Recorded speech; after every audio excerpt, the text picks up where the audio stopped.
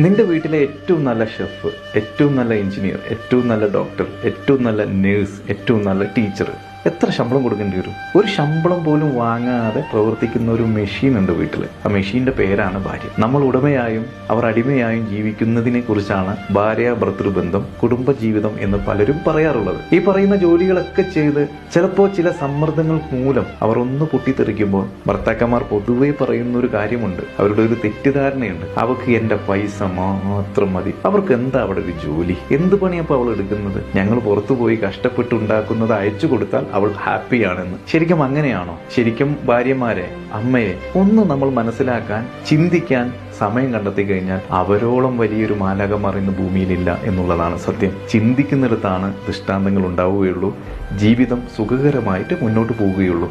അപ്പോൾ പരസ്പരം മനസ്സിലാക്കി ജീവിക്കാൻ എല്ലാവർക്കും സാധിക്കണം. ശരിയല്ലേ?